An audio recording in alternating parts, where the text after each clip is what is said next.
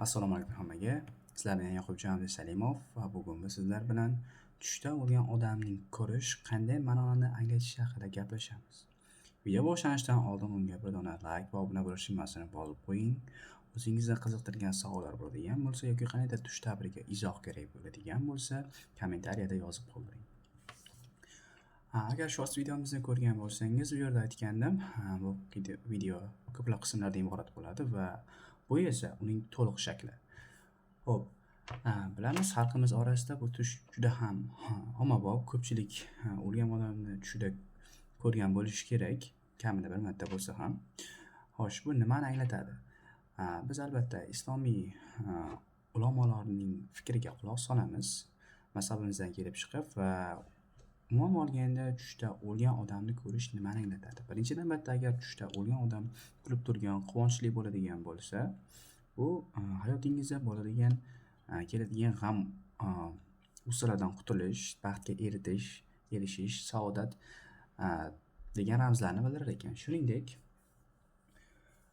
o'lgan odamni tushida ko'rish uning yaxshi holatda bo'lishi uchun sadaqa va ibodatga muhtojligini anglatadi. Albatta buni yaxshi va biroz salbiy tomonlari ham bor.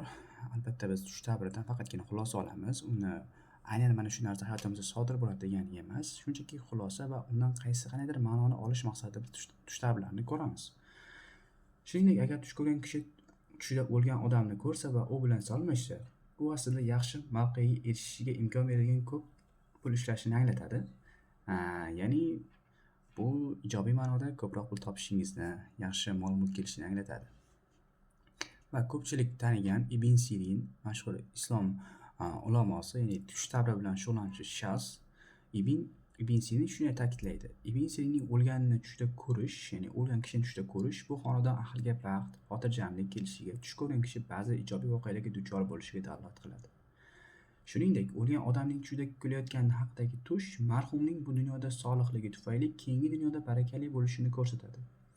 O'lgan odamni tushida ko'rish bu oiladan kimdir turmush qurmaslik bilan xayrlashib, qisqa vaqt ichida keyin baxtli turmush qurishni boshlashidan dalolat beradi. Bu nima degani? Oxirdagi ma'lumot, ya'ni kimdir oila qurmagan bo'lsa, oila qurishini dalolat ekan.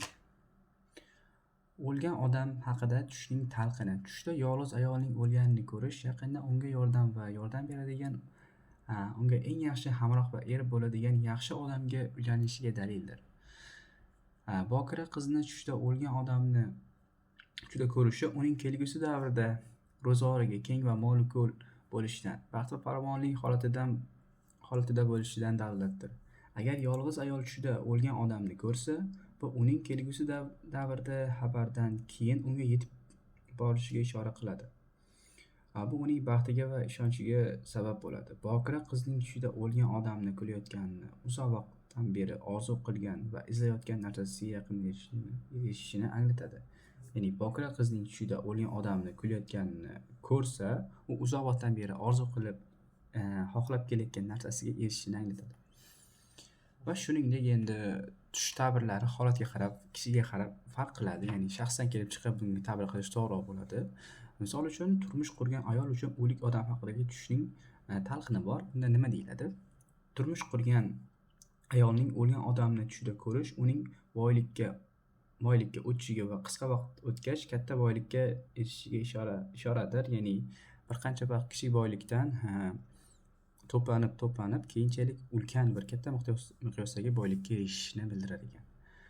Ayol uchun o'lgan odamning orzusi tush ko'rgan odam kelgusi davrda tinchlik va farovonlikdan yashashiga imkon beradigan mol-ko'l yaxshilikka duchor bo'lishidan dalolatdir.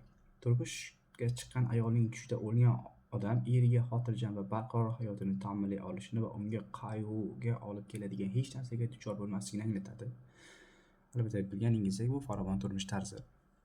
Agar turmush qurgan ayol tushda o'lgan odamni ko'rsa, bu azob chekayotgan, muammolar va inqirozlardan xalos bo'lishini va keyingi hayotda yanada barqaror bo'lishini anglatadi. Va mana shu.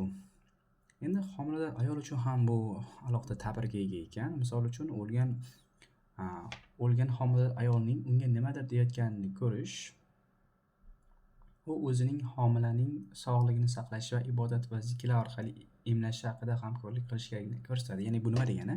Homilador ayol tushida vafot etgan ayol kimnidir ko'rgan bo'lsa, bu o'zining homilasiga jiddiyroq e'tibor qaratishi va zikrda bo'lishi kerakligini anglatadi.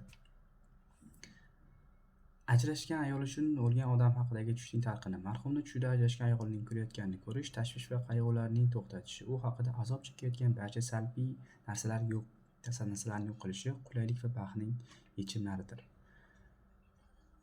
Demak, yana erkak uchun o'lgan odam haqidagi tushning talqini. Tushda odamni o'lik odam sifatida ko'rish, ya'ni tirik odamni o'lik odam sifatida ko'rish, bu tush ko'rgan kishi kelgusi davrda uni juda xursand qiladigan keng mo'l-ko'l rizqqa ega bo'lishidan dalolat beradi. Xullas, bu yerda yana chuqur bo'lib ketgan, lekin asosiylari shulardan edi. Ya'ni mana shu bizga yetadigan joyi shu. Yana aytib o'taman, tushlardan faqatgina xulosa maqsadda olish kerak. Boshqa videolarda aytganim kabi. Agar video sizga manfaatli bo'lgan bo'lsa, shunchaki birdan like, obuna bo'lish tugmalarini bosib qo'ying.